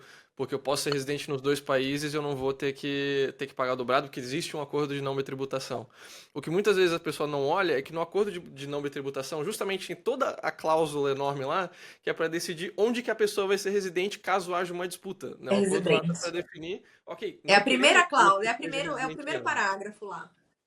Exato, o é isso mesmo. Esses são os mitos, né, Francisco? Esses são os mitos. Já que tem acordo, eu não preciso dar saída. Já que tem acordo, eu não preciso declarar. Eu achei que eu só precisava declarar no Brasil quando eu trouxesse o dinheiro. A pessoa, ela é muito... A mente das pessoas, ela tá muito voltada para a movimentação física do dinheiro. Eu tenho um dinheiro no exterior. Então eu não preciso declarar no Brasil, nem pagar imposto, só quando eu trouxer. Não tem nada a ver de trazer, gente. Você não precisa trazer só pelo fato dele existir, estar lá, você tem que declarar, tem que fazer tudo direitinho, né? Então faz parte aí do grupo. A gente pode fazer, vocês podem fazer lá no Discord de vocês uma hashtag mitos fiscais. E a gente já customariza todos esses para as pessoas, quando olham, falam: tá vendo? Eu acreditava que era assim. Se eu trouxesse meu dinheiro pro Brasil, eu tinha que declarar. Não é, gente. Então tem muitos mitos aí que a gente tem que quebrar. Pois é, o meu padrinho de casamento tá me acolhendo aqui em Porto e ele veio há pouco tempo para Portugal e ele falou para mim que o contador dele falou que ele não precisava da saída fiscal do Brasil porque existe o acordo e tudo. Eu não manjo tanto quanto você, Pamela, mas eu falei para ele que isso é um absurdo, que é para ele se movimentar e dar a saída sim, porque primeiro ele vai ter que ter o trabalho de declarar, mesmo que como não pagante, ele vai ter que declarar todo ano. Então, no mínimo de despesa com o contador, ele tá tendo aí. Desnecessário. Claro. Né? Nossa, com certeza. E, gente, é tão perigoso isso. Mais uma dica que eu vou dar aqui. Todo aconselhamento que vocês tiverem de um contador, de um profissional, de um advogado, de um consultor tributário, você não precisa fazer isso. Por favor, me formalize por e-mail. Porque a hora que der o BO, vocês já sabem. Vocês têm ali... Né? Nós que trabalhamos com a parte tributária, a gente tem corresponsabilidade pelas informações que a gente passa, pelas declarações que a gente faz, né? Inclusive, é muito curioso que às vezes chegam clientes aqui para mim e falam assim: olha, eu tenho isso e aquilo, mas eu não quero declarar nada. Eu posso fazer essa declaração sabendo que a pessoa tem. Eu tenho corresponsabilidade com isso. Então eu já aviso, meu querido, se você não quer declarar, você não conte para ninguém que isso exista. Isso é básico. Entende? A partir do momento que eu recebo um documento, eu tenho uma responsabilidade seríssima com relação ao tratamento daquela informação. Então, da mesma forma que eu como especialista, tenho essa responsabilidade, cada cliente também tem a sua responsabilidade, que é: olha, compartilhei essa minha informação e a minha situação com você, e você está me aconselhando. Formalize esse aconselhamento. Eu que tenho 20 anos de experiência, não sei tudo que eu gostaria de saber sobre tributário. Imagina a pessoa que ali luta para conseguir entregar uma declaração com o mínimo de erro possível, mas que não tem suporte, que conta com especialistas. Essa pessoa não tem obrigação de saber esse tanto de informações que a gente tratou aqui em uma hora, né? Com o nível de profundidade que um especialista tem. Então tem muita responsabilidade aí em jogo. É importante formalizar todas as etapas do processo e todos os aconselhamentos que vocês recebem. Com certeza. Outra dúvida muito boa aqui que o Guima enviou aqui na comunidade existe algum tempo mínimo depois da saída fiscal para conseguir voltar como turista, respeitando, né, ficar 183 dias dentro de um período de 12 meses fora do Brasil, para não voltar a ser residente fiscal? Ou seja, Excelente pergunta. Quando que ele pode voltar? Excelente pergunta. A gente tem que lembrar que tem dois lados aí, tá, gente? O país de origem e o país de destino. Então, a depender do visto que você vai morar no exterior, você precisa entender se o país de destino fala, olha, você tem que ficar aqui agora no meu país por pelo menos 1 ano, 2 anos, tá? Então, você tem que olhar as regras do país de destino também. O outro lado é o Brasil. Pro Brasil, você pode voltar no dia seguinte, se você quiser, tá? Porém, você não pode exceder 183 dias de permanência no país dentro de um período de 12 meses. E, gente, quando eu falo 12 meses, o que o cidadão pensa? 1 ano. 1 ano não é de janeiro a dezembro, eu tô falando 12 meses. Então, você saiu do país em julho, que no nosso exemplo, e você quer vir passar o Natal com a sua família, você quer vir passar o Réveillon aqui no Brasil. Pode vir, você pode passar. O que você não pode é, a partir da data que você chegou dia 1º de dezembro, você não pode exceder 183 dias dentro de um período de 12 meses a contar da data de chegada. Então, de 1 de dezembro, que é a data da sua chegada, até 1 de dezembro de 2025, é um primeiro período de 12 meses. Você não pode exceder 183 dias de presença no Brasil dentro desse período. Se você exceder, o caráter temporário para quem chega no Brasil, ele é determinado por esses 183 dias. Por que esse número, Pamela? Por que não 180? A gente quer complicar. Essa regra, gente, dos 183 dias é uma regra de vários países. Arrisco a dizer que da maioria dos países. Por quê? 184 dias é a metade do ano, mais um dia. Então, quando você passa metade de um ano mais um dia em um país, você está mais tempo naquele país, a gente chama isso de teste de presença substancial, do que em outro. Então, a sua residência volta a ser Brasil. Esse é o tempo que você pode passar aqui. Por isso que tem muita gente que administra a saída do país e fala, olha, eu vou para a Argentina, que é perto, eu vou para o Uruguai, que é perto, porque eu posso passar metade do ano no Brasil ainda. Só que é importantíssimo que vocês mantenham, quem estiver nesse cenário de entra e sai do Brasil, tenha calendário de viagens. Porque, gente, esse período de 12 meses, ele não zera quando dá 1 de dezembro do ano seguinte. Ele se reinicia a cada nova data de entrada. Então, vamos pensar grupos de 12 meses. Você chegou no dia 1º de dezembro, você tem um primeiro período de 12 meses. Aí você ficou, passou o Réveillon, voltou para o exterior em janeiro. E, de repente, você voltou em fevereiro, final de fevereiro, março, para o carnaval. Você tem um primeiro grupo de 12 meses que você vai ter sempre que avaliar até que ele vença. E você já criou o segundo grupo de 12 meses que foi com a sua entrada em fevereiro. Então, quando venceu o primeiro grupo de 12 meses, você não completou 184 dias, você começa a analisar o segundo grupo, começando a contagem de fevereiro em diante. Ficou claro essa questão da contagem? E aí a gente tem aplicativos, né? A gente tem o Google, que você entra lá, você olha quanto tempo você passou em cada país, só que ele te dá dias viajantes, ele não te dá a regra fiscal do Brasil. Então é importantíssimo você manter um controle. Quem tem essa ideia de sair para vir para o Brasil frequentemente tem controle rigoroso da sua permanência no Brasil, que é o que a gente chama de teste de presença substancial. Isso até volta naquela pergunta que eu tinha feito. Como volta a ser residente fiscal? Na verdade, é só voltar, é só estar no Brasil por um tempo determinado e você volta automaticamente. Para sair, você precisa ter uma burocracia ali, você precisa ficar, mas para voltar a ser residente é facinho, eles te recebem ali, ó. Você não precisa. Venha e traga tudo, né, Camila? Venha e traga tudo. Mas, gente, lembra que eu falei que na saída tem a saída temporária e a saída permanente? Sim. Para voltar também tem a volta temporária e a volta permanente. A volta temporária é justamente essa que você não excede os 183 dias e por isso você não fica como residente no Brasil. Agora, quando você volta de malicuia, mudança, e você volta para o Brasil e você volta a ser residente no caráter permanente, você volta a ser residente no dia que você desembarca com a sua mudança. Tá? Então aí não tem esse período dos 183 dias. Eu ia só mencionar que recomendo muito a Nomad List. Depois que a gente terminar aqui eu posso compartilhar a tela, mas eles têm um lendário de residência legal. Você coloca todas as suas viagens, eles dizem exatamente quantos dias você passou em cada país nos últimos 12 meses e no ano calendário, o que é muito maneiro, ajuda muito a fazer o tracking. A sua pergunta do Guima... Mas lembrando, Francisco, desculpa te interromper, Francisco, é muito legal o Nomad List.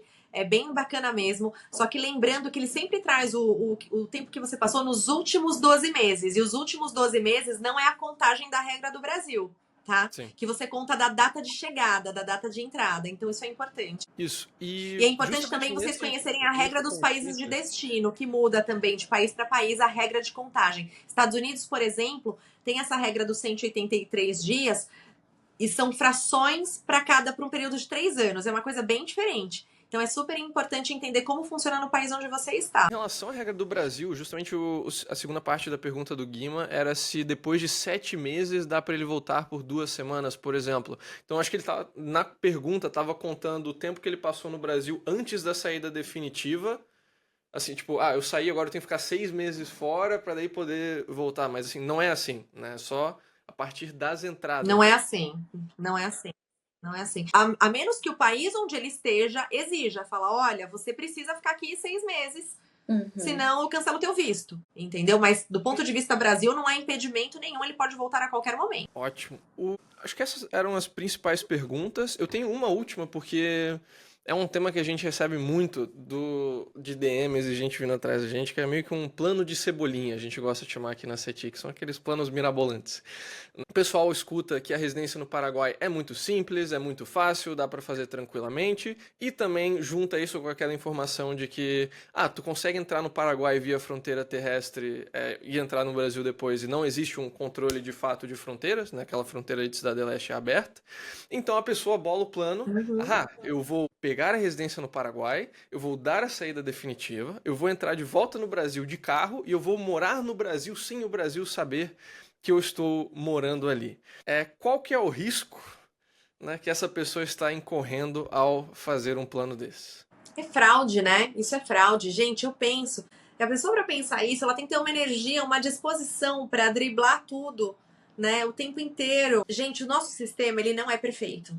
Não é perfeito. Então sempre vai ter margem para uma ideia mirabolante dessas funcionar. Então eu não vou dizer aqui que isso não funciona. Isso funciona, mas é fraude. Tudo que implica fraude, aí você está cometendo uma fraude, gente, contra o fisco. Então se você for pego, você pode responder por isso. Aí a pergunta que fazem é como que eu vou ser pego se não há registro? E aí a atuação ela tem que ser perfeita. Toda a tua vivência no Brasil tem que ser como não residente. Você não vai pensar em dar seu CPF em lugar nenhum. Você não vai assinar contratos, porque você não pode assinar contrato, você vai fechar contrato com alguém. O contrato tem lá. Tô assinando um contrato com Pamela, CPF número tal, residente em local tal. Gente, o problema do crime é que todo mundo comete um deslize às vezes. Então você cai numa bobeira, às vezes, de dar o endereço da sua casa no Brasil. Tem pessoas super corretas que fazem o encerramento da residência fiscal e falam, eu mandei um dinheiro para comprar um imóvel no Brasil. E na hora que compram um imóvel no Brasil, o corretor que tá vendendo fala, me dá seu cadastro. E a pessoa fala e dá o cadastro e dá os dados do exterior. Ele, puxa, meu sistema não aceita endereço internacional. Você não tem um endereço no Brasil? Ele, tem, eu vou dar o endereço da minha mãe. Ou, eu vou dar o endereço da outra casa que eu tenho aí que tá alugada. E aí, sabe o que a pessoa está fazendo nesse momento? Atestando que ela é residente no Brasil. Ela está dizendo num documento que ela mora no Brasil quando ela não mora. Então, gente, não façam isso. Fala, olha, cidadão, se você quiser me vender esse imóvel, eu tenho certeza que você vai dar um jeito do meu endereço do exterior caber no teu sistema. E aí, deixa o cara se virar, entendeu? Mas não façam coisas que você não deve. Se quem mora no exterior direitinho já comete esse deslize, imagina quem quer fazer uma coisa dessas. Ela tem que estar o tempo inteiro. É tanto detalhezinho que uma hora vai escapar. E talvez, vamos ser honestos, talvez nunca escape. Talvez essa pessoa se dê bem. Se é que a gente pode chamar isso de se dar bem. Na minha opinião, não é. É uma vida sofrida. Você tem que pensar cada vírgula do teu movimento para que você não seja pego. Para mim, eu que sou distraída, então, ia gerar... No primeiro ano eu já ia cometer um deslize, entendeu? Então, pra que fazer isso? Será que você precisa sair do país? Será que você não pode montar uma holding ou um offshore para administrar melhor as suas questões financeiras sem que você precisa fazer esse movimento? Porque essa solução não me parece ótima, não me parece, inclusive, bem longe de ser ótima, né? E arriscada, além de tudo. E aí pode colocar tudo a perder, né? Porque depois que você tem um problema fiscal, o rombo pode ser muito maior do que simplesmente se legalizar. Né? A pessoa vai ter que ter uma vida também longe de redes sociais, gente, porque quantos processos hoje as pessoas não perdem as causas pelo que elas postam nas redes sociais, pelo estilo de vida, por onde elas estão, né? É uma vida invisível, você tem que viver de forma invisível. Será que vale a pena? Sim. Sem contar, se uma pessoa entra por terra e ela não avisa pro Brasil que entrou, ela também tem que sair por terra depois se precisar sair do país pra alguma coisa. Senão ela voa Nunca vai pegar internacional. avião daqui para ir para outro lugar. Não vai. Exato. Vai ter que Então, sair assim, do Brasil, voltar é isso. não é vida, simplesmente. Eu não acho que faça sentido um plano desse. Se comprometa a, de fato, se você quer se mudar, muda de verdade e esteja disposto a ficar no Brasil só até 6 meses por ano. Ou fica no Brasil e faz o que puder dentro do sistema. Mas é um viver à margem que é muito, sabe, meio que viver como um rato, sabe? Ter que ficar escondendo e não aparecendo em todos os lados. Outra pergunta que nós recebemos foi se a Receita Federal do Brasil tem facilidade de obter informações fiscais, mais facilidade de obter informações fiscais com países do Mercosul. Eu acho que entra naquilo que você estava explicando da Dos comunicação. acordos. Sim. Os países do Mercosul também são todos assinantes do acordo, tá, gente? Não tem. Nossa, é muito difícil pensar um país que não assinou. O Congo, talvez? Alguma coisa assim? Até paraíso fiscal, gente, assinou o acordo de troca de informação, entendeu? Porque não é ilegal você ter operação em paraíso fiscal. Nunca foi. Paraíso fiscal, ele faz parte de um planejamento tributário, né? E o planejamento tributário, ele é legal. O que deixou de ser legal é o planejamento tributário agressivo, o diferimento de ultra longo prazo, que você deixa todo o seu dinheiro rendendo, otimizando, ganhando dinheiro lá fora, mas você nunca paga imposto só no momento que você resgata, que foi o que a lei das offshores de dezembro do ano passado trouxe de mudança. Então você pode ter offshore? Pode, só que agora você vai ter que tributar uma vez ao ano. E não é só o Brasil que está fazendo isso, gente, a maioria dos países, para evitar esse planejamento tributário agressivo. A Receita Federal tem como saber, as instituições financeiras são obrigadas principalmente a trocar informações internacionais num padrão também publicado e exigido pela OCDE. É como a nossa declaração de imposto de renda que a gente envia para a Receita Federal, que tem um padrão e eles recebem e fazem cruzamento de dados, existe um padrão de declaração internacional que os países trocam entre si. Então é aquilo que eu falei, informação a Receita Federal tem.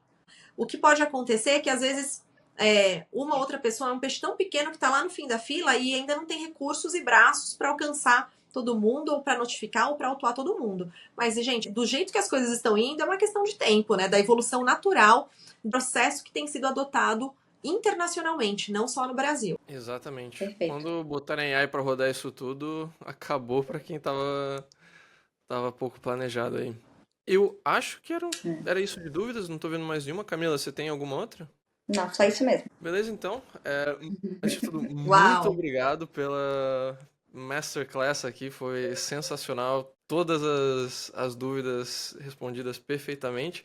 Eu gostaria de abrir um espaço aqui para você agora, assim, deixar uma mensagem final para o nosso público que está considerando a saída definitiva e também deixar onde que as pessoas podem te encontrar, se elas quiserem esse apoio durante esse processo, onde que elas podem entrar em contato. Legal, gente, muito obrigada, foi um prazer participar aqui hoje, dividir essas informações com vocês. No comecinho eu já falei que eu falava pra caramba, então eu já sabia que a gente ia exceder aí um pouquinho o tempo, até peço desculpa para quem está nos ouvindo aí ter segurado tanto tempo vocês, mas espero que tenha sido produtivo. Agradeço mais uma vez.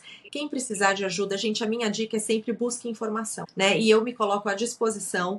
Aqui na LionTax, nós fazemos consultas online, como eu disse, a gente atende como um médico, então a gente faz o diagnóstico da sua vida e te dá a resposta para que você consiga se planejar e saber o que você precisa fazer aí, seja num cenário de regularização de um passado que foi feito de uma forma equivocada por qualquer que tenha sido o motivo, ou seja, você que está se planejando aí para uma mudança. É muito simples nos acessar e fazer uma consulta comigo. Eu faço todas as consultas, tá? Porque as pessoas ligam e falam, eu quero falar com a Pamela. Eu faço todas as consultas. Eu tenho uma equipe que atende e faz os trabalhos comigo, mas eu faço todas as consultas. E para você agendar uma consulta, é só acessar o nosso site lion.tax. E no Lion Online tem as opções de consultas que são agendadas de forma online, super fácil, bem prática, tá? E também podem me acessar através do Instagram. No Instagram é pamborges.liontax.mx. Tem uma equipe que cuida do Instagram, mas precisarem de informações de como acessar os nossos serviços, a gente também responde por lá, tá? A gente não responde, gente, perguntas técnicas pelo Instagram ou por e-mail ou por mensagem, é somente através de consultas mesmo, mas estou super aberta e disponível e pronta para ajudá-los. E vamos marcar mais, Francisco, para falar de offshore, de toda essa mudança na legislação e tudo mais que é necessário. E o que eu mais quero e sinto prazer é dividir e compartilhar informação, gente. Eu sei o quanto a gente é carente disso e é super necessário. Legal, muito obrigada. Foi falar disso. geral. Obrigada, gente. Eu queria agradecer a todo mundo que assistiu a gente até aqui, seja aqui ao vivo na comunidade ou quem vier assistir a gente no YouTube depois. Compartilha com seu amigo, que eu tenho certeza aí que tem muita gente que conhece alguém que ou tá planejando sair do Brasil ou que saiu e ainda não fez a saída fiscal. Então compartilha, mostra para ele aí, ó, tem que fazer.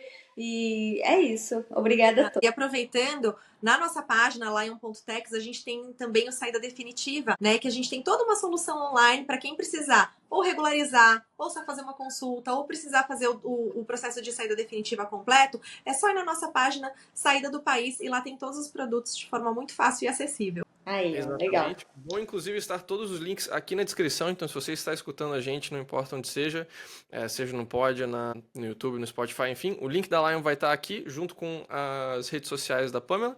Então entrem em contato, falem que vieram da SETI e são nossos parceiros para todos esses temas de saída definitiva, estarão em ótimas mãos. Pamela, outra vez, muito obrigado. Uma ótima noite aqui pra gente na Europa, tarde pra você no Brasil. E a gente se fala na próxima aula, futuramente, sobre as offshores e a mudança na lei de offshores. Muito bem. Obrigada, gente. Bom fim de semana. Valeu, abraço.